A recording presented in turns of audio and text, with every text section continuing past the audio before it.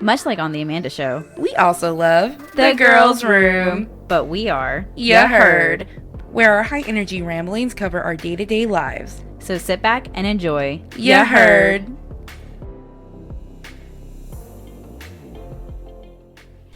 Norma, give me the news. How's your morning routine going?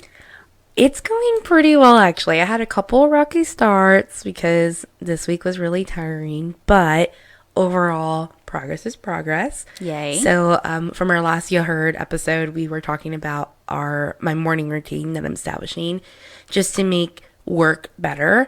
So getting up at the same time every day, taking Artemis for a walk, and, just getting dressed and starting my day off in a productive way, it has made a world of difference. I kind of wanted to try to take a page from your book and start waking up earlier, try to make myself breakfast here so I'm not always stopping to grab it all on my way into work. But I'm still having a really hard time hitting all of my 5 alarms. See, I think that was my problem too. It's just like, it's okay. I have another alarm set. I'm fine. But I just moved those alarms earlier. Yeah. And not let myself say, you know what, let me just set another alarm for later. It's so hard because your bed's so warm and you don't want to get up and you're tired. That's actually what I did too. So I used the bedtime thing on the iOS alarm calendar, and it actually has this like really nice peaceful wake up feature, and it's like, oh, the doves are awakening from my nice dream. So instead of having that at like 6:15 and then my main alarm at 6:30, I've moved to having that at like 6 o'clock and then my main alarm at 6:15. And I'm hoping tomorrow's gonna really start that. So we'll see how it goes. I wish you the best of luck, and we can like hold each other accountable too. So maybe, and you said 6:15. My goal was 7. I do work from home, so I don't have to commute. So maybe at 7 you can check in and say like, hey, you up? Right, I'll start messaging you like, Norma. You better be awake. Ooh, wakey, eggs and bakey. I think it's just good though, establishing that routine, because before I just always had this mentality of like, you sleep, you go to work, have the rest of your day, but it doesn't have to be that way. You don't have to take care of your responsibilities after work. You can, wash dishes before work, take care of a home task, and it just makes your life easier. Like your present you will appreciate your past you a lot more. Oh, yes. I know that I have some coworkers, and I'm like, what's your morning routine like? And they're like, oh, well, I wake up, I make myself some coffee, I watch the news, or I read a newspaper, and then I take the time to get ready, and then I start making my way to work. And I'm like, wow, that's really different from my roll out of bed, throw my hair in a bun, throw my work clothes on, and rush out the door. I think something's to be said, though, because I feel like we kind of had the same youth, had school, extra responsibilities, a daytime, or a job that had a variety of schedules, either super early morning or super late night, and then having to do your extra responsibilities and getting no sleep, so you value that sleep time. But at the same time, like, we're getting to this point of being an adult where we have an established routine and we need to make it more beneficial to ourselves, because we only have 24 hours in a day.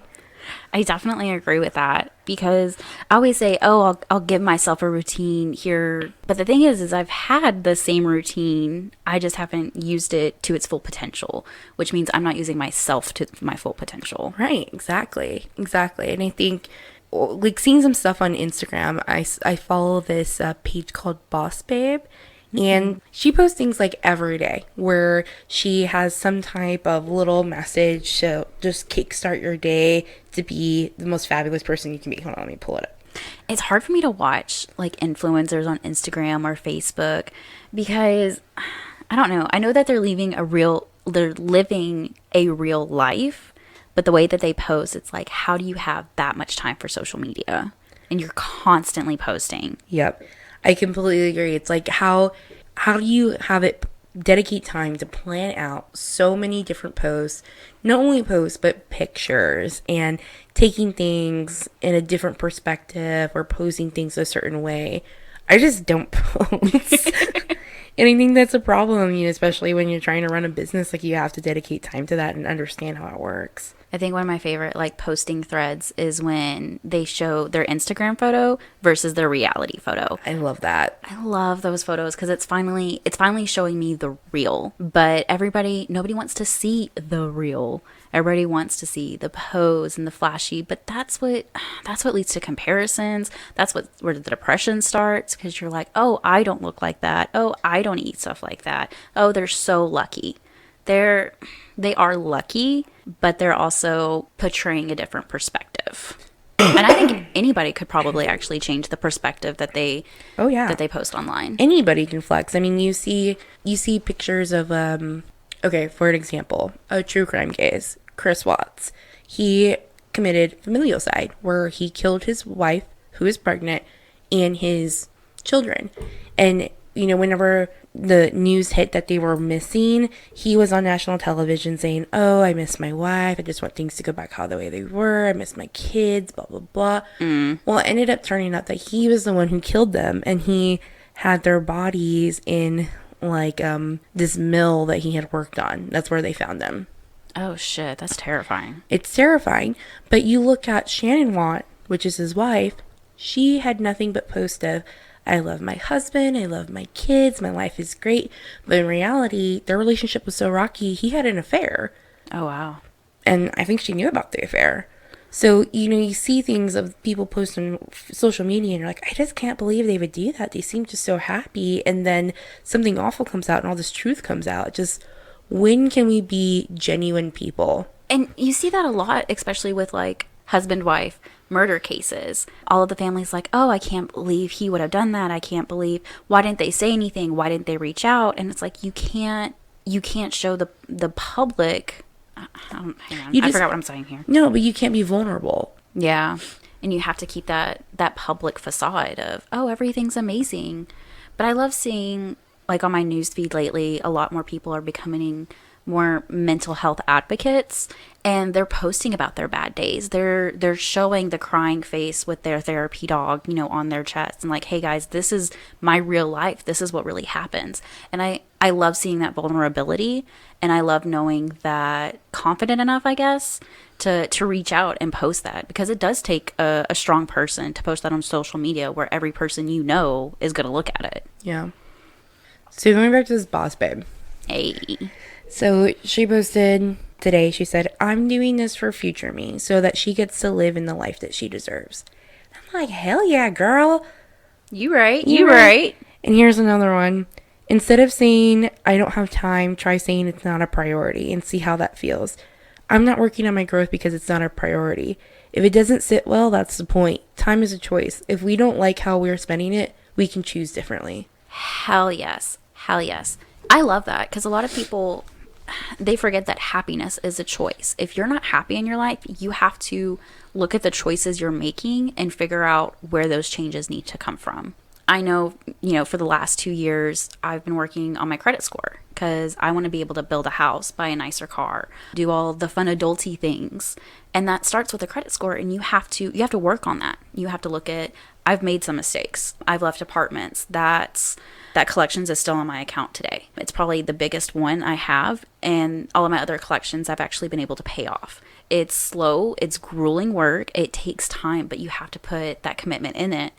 And actually by July, I think, I will be debt-free. Debt-free? What? Aside from student loans. We'll be paid off after graduation. I hope to start paying off those student loans before I actually exit college. Because you hear about the interest rates on those, and people are already paid 40 grand, and they're still 50 grand in the hole. Yeah, you're right. It's tough whenever you think about, I guess, long term. You get a little bit overwhelmed, and I think a lot of people our age feel like, well, I just don't want to.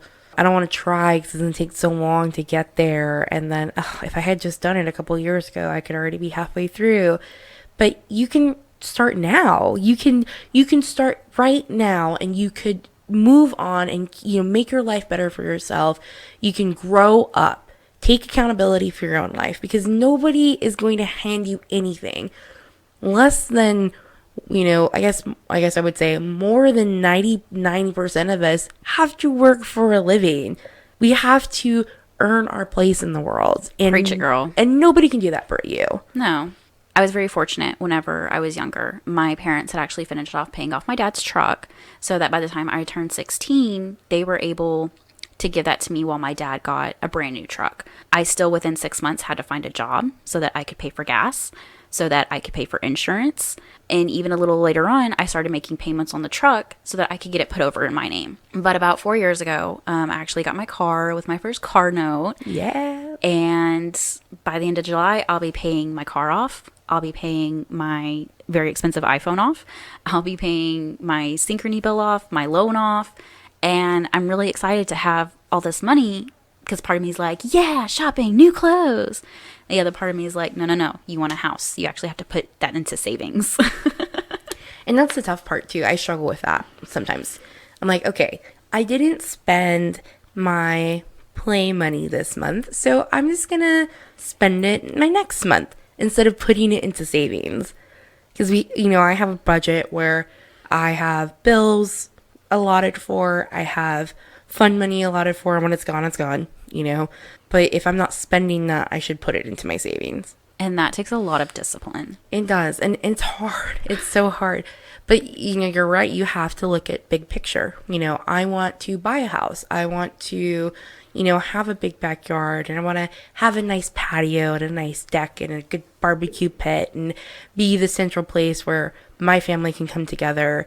And I can't do that if I'm continuously not putting more in my savings than I should. And it's harder for millennials nowadays because when our parents were younger, well, not my parents were very young when they had me. But, when the majority of parents were younger, they were able to get a nice job out of college. They were able to buy a house. And so they were able to start having kids younger. Mm-hmm. We're 26 and 28. Almost 28 in a month. Yes. Oh, okay, I'm sorry. You're fine. You're fine. I'm just closer to 30. And we're just now figuring out how our credit score affects buying a house. We're holding off on having kids. And that's not what our parents did. The millennials are changing the game because we're having to work that much harder for everything. Yeah, and a lot of millennials don't even have an option for savings. They have to live paycheck to paycheck. And I think that has to do with our job market, and what options are available. There's no jobs immediately after college. I have friends who have degrees in, biochemical engineering or, something of that nature. And they had to work, those industry jobs for a little while they interned or they did something, which is internships are extremely antiquated, by the way, especially unpaid ones. Because nobody has that luxury of being able to stay home. My parents, they're elderly. They don't have a retirement a savings account at all.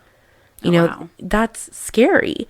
They lived paycheck to paycheck to provide for their kids. And I think that carries over, that mentality carries over of growing up in poverty. To the next generation. Right. And when you have that money, you really just don't know what to do with it. You don't. I still don't have savings. Every time I do, I'm able to get a little bit into my savings. I usually end up having to do that for a big buy purchase. Mm-hmm. Or if we go on vacation or something, that ends up becoming vacation money because I'm like, hey, I deserve this. I save this money. I get to have that. And especially with our older generations too. My mother, she still unfortunately is living paycheck to paycheck with a 3-year-old. Yeah. How many 40-year-old woman can say that? I mean, and it's tough. It's tough out there where you have such limited resources around you. So not many people our age have that luxury of being able to put into savings, but you have to be able to make a little sacrifice. So instead of buying your $5 coffee, put that $5 in your savings. It's just $5, but it's going to accumulate over time. So making those small sacrifices and not being instantaneously gratified in the moment, which is a problem our generation definitely has. I'm a huge instant gratification person. Let me put it into context for you. I have a gym membership. I can go literally less than 3 minutes down the road to the Planet Fitness and get my workout on. What do I want more than anything? A hot bod. Tickle liposuction. I'd much rather figure out how much it's going to cost to surgically modify my body than just to go and take care of my body. And do the work. Exactly. And that's how bad my instant gratification is. I'm the same way. Because, when I was working out last year, I see posts like on my social media, and I'm just like, wow, like I was really, really getting it. Y'all were so active. Y'all were constantly going. We were going, I think 4 to 5 times a week, and I saw the difference. Like I had lost like a little bit of weight, but it wasn't the weight that I wanted to see lose, and it was really discouraging, and that's why I just kind of like gave up. Oh yeah. So you just have to keep trying, and this comes from people from like Kielyn and myself who have given up and who self-own, like, yes, I've given up here, or I haven't really put the effort here, and we fully acknowledge it. But it's up to us to try again, get back on that horse. We have to want that change instead of, okay, I need to make this change. No. You have to want that change. Yeah. I mean, it's like you quitting smoking. Mm-hmm. You had to want to do that. I didn't want to. I wanted to, but also I didn't want to. Even now, if I had the choice, I'd probably be like, yeah, give me them cigarettes.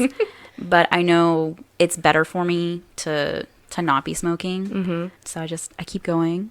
Hopefully in the next couple of months, I'll go down to a 0 in my nicotine level. Hell yeah. But even now, like my vape to me is such a hassle. I have to clean it. I have to change the coil. I have to buy more juice. And it's just like, I'm so tired of spending this money for it. And so I think that once I can get away from that habit, the nicotine craving, I'll be able to still save more money. Yeah, absolutely. And now, a word from our sponsors. I think another thing that millennials are changing are relationships, and especially the fact that relationships are so spotlighted on social media. Yeah, I can pull up 3 people just at the top of my head where they boast their relationship all day long on social media. Like, all they do is hype it up. And part of it's like, okay, that's cute. But the other part of me is just like, who has the time? Like, if you're genuinely enjoying someone's company and time, like, you're in the moment and you're living it with them. Yeah, snap a cute picture. But do you have to post it for everybody to see? Like, what gratification do you get from that? Showing off. I'm happy. I'm in a relationship. Look at this. Look at this. And this comes from 2 people who are in long-term happy relationships. This is the longest relationship I've ever been in. Same. Like, I'm proud of me. I'm proud of us. I made a joke the other day. We were at like my cell phone store, and the lady goes, "Oh, I see you've been a customer since 2010. Like, thanks so much for, being such a long time customer." And I said, "Yeah, my phone company is like the only one that had the longest commitment to for 10 years, which is crazy. I've had the same number for 10 years." That's awesome, though, because you see all these people, they're constantly changing numbers, and a lot of that has to do with how fast they go in and out of relationships. And, dude, millennials, we go in and out of relationships like crazy. You don't like the way someone says this. Cool, we're on to the next one. Oh, you don't like the way he styles his hair in the morning. Cool, on to the next one. It's so superficial. And I think that's what a lot of relationships have come to be, but it's also what they've been portrayed in movies and stuff that we grew up in. Oh, it's love at first sight. Oh, it's this. Oh, look at that wedding. Yeah, and relationships are fucking work. They are work because no one's perfect. I mean, speaking from like my own personal level, there was a lot of things that needed to happen when Alan and I first started dating. And, we had to make adjustments with each other because I've always been independent on my own. Like, I don't like people doing something for me and like treating me like I'm dependent, because I'm not that person. So being able to take a step back and say, okay, he's not doing this for me to make me feel inferior. He's doing this for me because he loves me and he wants to do this for me. And that changed my perspective a lot. So together we had to work on our differences and work through, some change for each other. And honestly, it's only made us stronger as people in our relationship stronger. I 100% relate to that. Throughout relationships, I've always been felt, what could I give them? What could I do this for them? And through those, it changed me to be somebody who was very independent, who learned when to give and when not to. And, you know, Ethan and I, we have a lot of ups and downs. We fight. And the majority of the time, it's because I have a very narrow viewpoint, and he's had to broaden how I see something. It's, oh, this doesn't have to turn into a fight. You don't have to get defensive about this. We're not attacking each other. We're trying to communicate with each other. Mm-hmm. And I think as millennials, we've seen a lot of our parents, Gen X's kind of started that divorce ball rolling, because, you know, women started speaking up for themselves a little bit more. You think of baby boomers and the other generations, the woman was more dependent on the man. As someone who saw, you know, her parents go through a divorce and her mom basically lose everything, it became more important to me to learn how to stand on my 2 feet without a man. Exactly. I'm right there with you. When my parents split up, I was 5, and my mom gave me the choice. Do you want to stay with your dad, or do you want to come with me? That's a harsh decision for a 5-year-old. A 5-year-old, yes. And I chose my mom. You know, I chose my mom because I figured, you know, my mom's my mom. My mom's always been there. And seeing everything that she's gone through, and don't get me wrong, like, my mom made mistakes. You know, she made mistakes. She made mistakes with people that she chose to be with, you know, boyfriends after my dad. And that just pushed me harder to never be A, dependent on a man or anybody, and B, to be able to provide and give things for myself.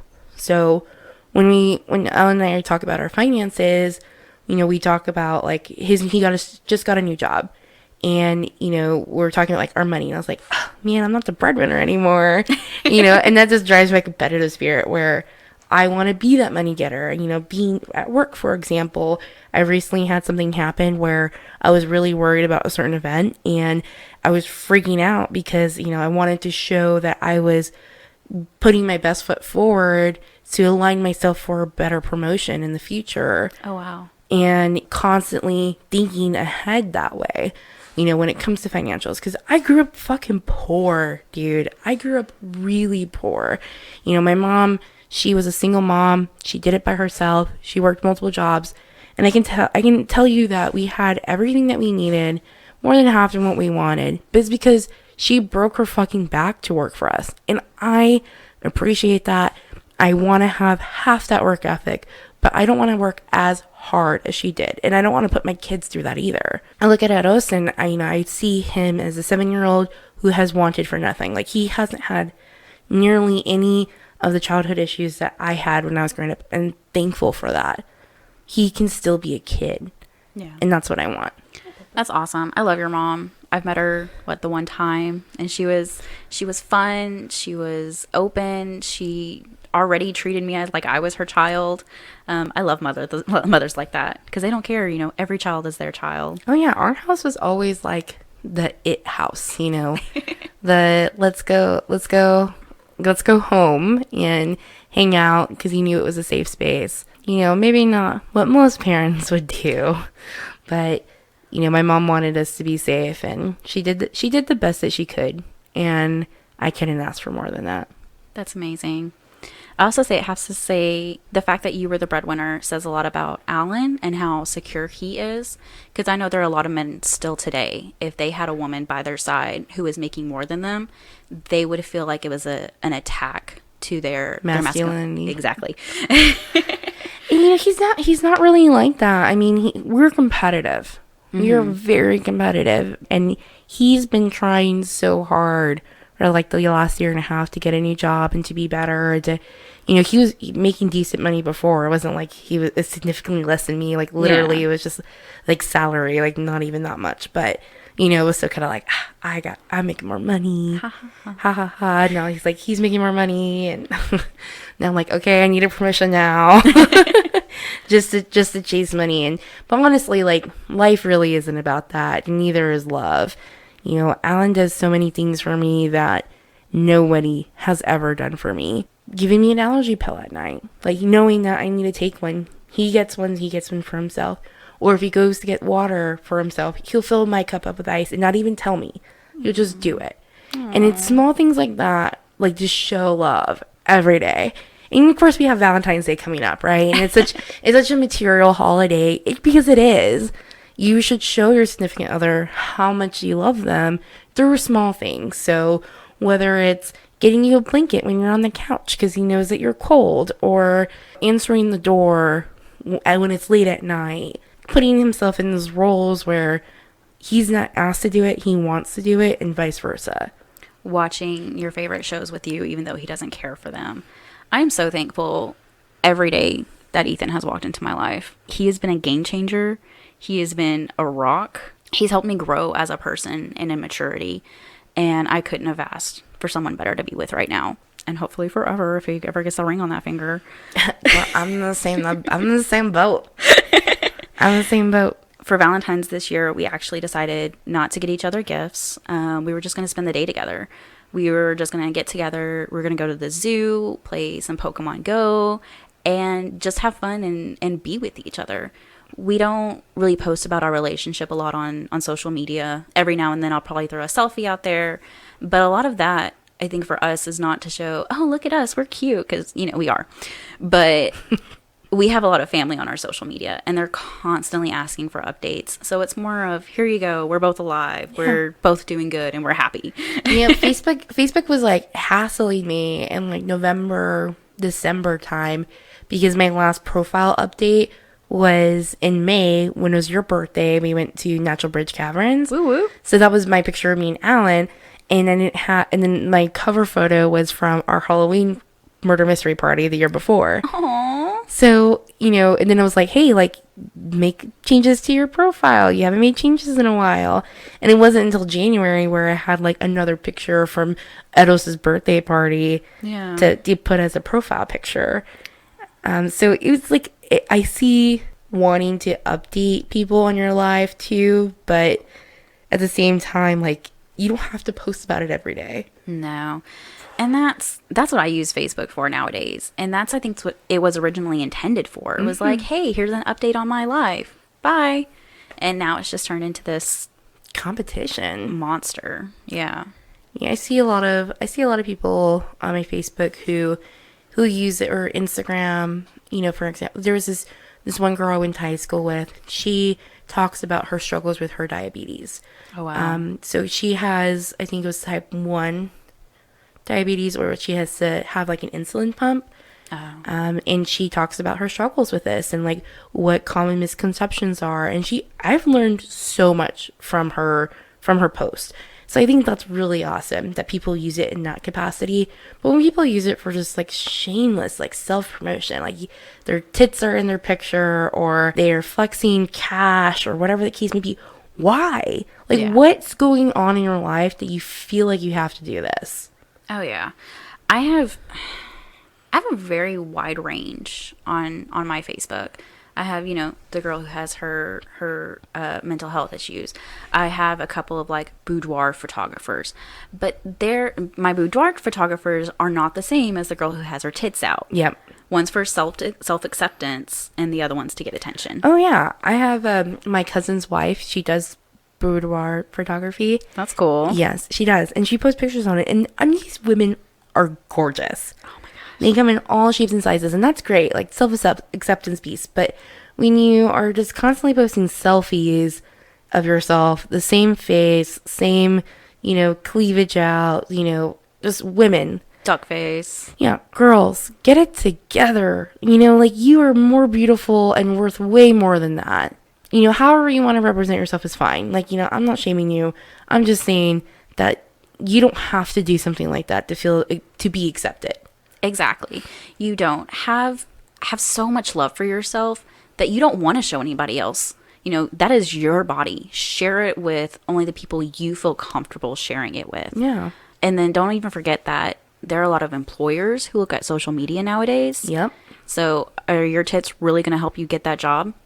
Well, depending. I saw this post where this girl, she posted on Twitter, she's like, I just got a fucking job at NASA. And then a guy responds to it and says, hey, watch your language. And she replies, like, some catty response back to him, like, fuck you, like, I just got a job at NASA. He's just like, well, I hold this position at NASA. And she ended up losing her job. Oh, shit. Yes. It's like open mouth, insert foot. Gotta be careful. Yeah, and we're not shaming the girls, who do. I know it sounds like we are, who have their tits out, who are showing off their ass, because they do have amazing bodies. Go, you girl. Like Proud of it. Like some Instagram influencers that I follow that are, that have pictures of them in, different outfits. Like, that's different. Like, that's fashion. That's, body acceptance. That's just embracing who you are. But when you have the same picture every time of your cleavage and like this much of your face, from your nose down, there's obviously an intention there. Yeah. Of where you want attention to go to. Just have more respect for yourself and like know that you're worth more than that tit shot. Oh, definitely. And from guys, you're worth more than that, topless, picture. The ab shot. Yeah, the ab shot or flashing cash. Like, no woman of worth is going to pursue you just for those qualities. Period. If she wants you for your cash, she's a gold digger. And that sucks. You don't want a gold digger. You want somebody who's going to help you earn that money. Yeah. Not just take it and spend it. What's funny is during Edos's birthday party, we were talking about hairstyles and hair colors, and I had made a comment like, hey, like, I don't think that's appropriate for a girl that's 12 years old. And you're like, well, when can she have that hair color or haircut? When she's an adult, she has to have a certain professional standard about her. So just let her be her. And I was like, you know what? You're absolutely fucking right. Right? Who are kids trying to be professional for? Nobody. They have so many changes going on. Give them control over one thing. Be it their hair, be it their style. We look at kids as, mini us's, mini humans, our life-size Barbie dolls. But they're not. They're humans. They have their own thoughts, their own feelings, their own ways that they want to express themselves to the world. Right. And I think that if we give kids that capability to be themselves and to express themselves in that nature, they won't have such insecurities growing up where they have to post pictures of certain things where they feel confident. Mm-hmm. They're already confident in themselves. We talked about the Missouri book ban last week. There are children who don't understand what's going on with them, be it regular puberty, be it their feelings or how they're attracted to someone. We didn't understand that growing up. We were shamed. You aren't supposed to look this way. You aren't supposed to feel this way. You have to look at this. You have to look at that. Here's your Barbie doll. Here's your fire truck. When we were in school, like, being gay was such like a big thing, and it was totally taboo. But there's kids who are struggling with that.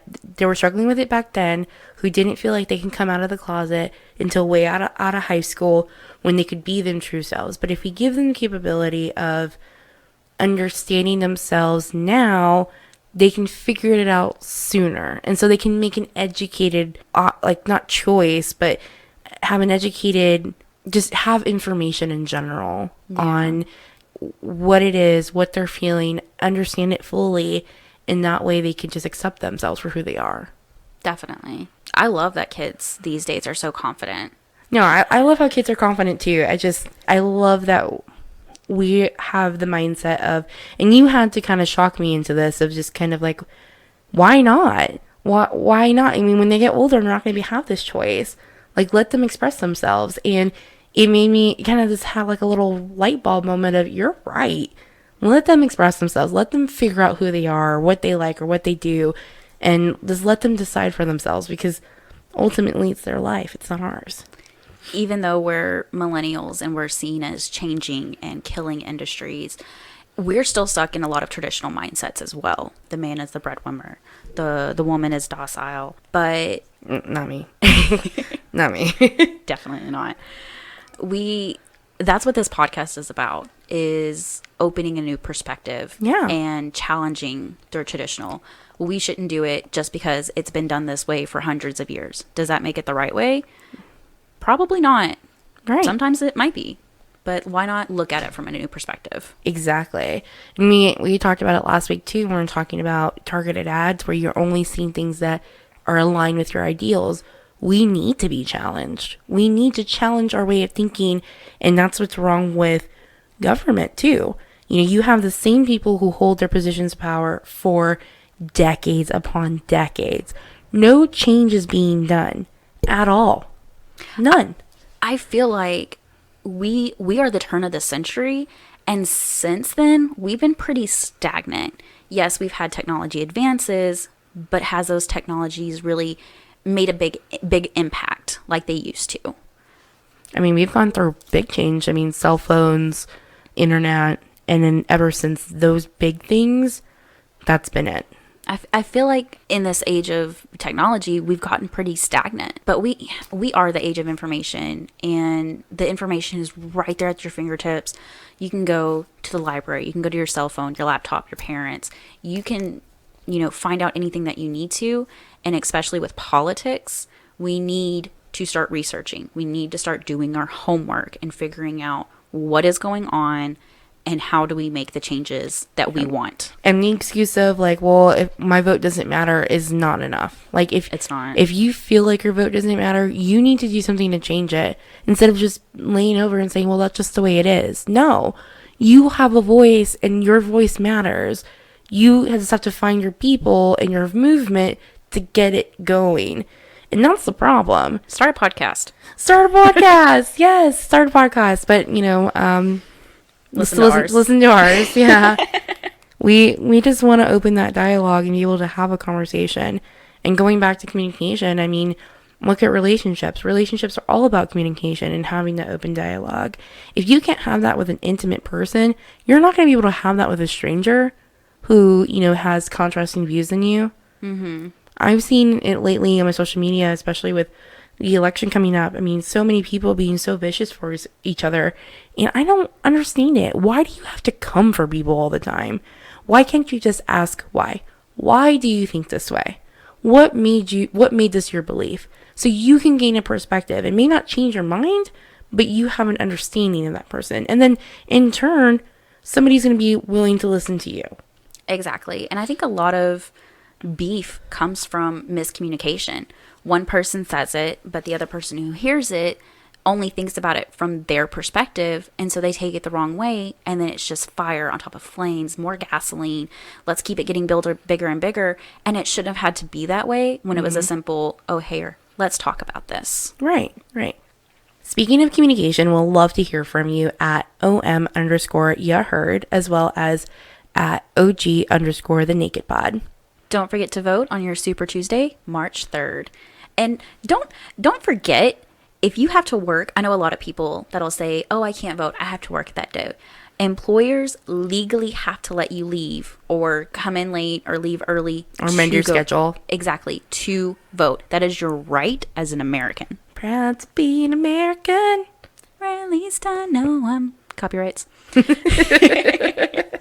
We love having you guys come listen to us, and we love talking to y'all. Please don't be afraid to reach out, because we are a safe space. We love you guys, and we hope that you glean a lot from our conversations. If you have anything you want us to talk about, just give us a shout at info@officialmillennials.com. And our website should be coming live soon, officialmillennials.com. Yes, you can check out all of our projects we do as an Official Millennials team. Don't forget to support our Patreon. We broke, y'all. Yeah, give us some money. We'll give you stickers. We have stickers. Yay! Yay! Bye, guys. Bye.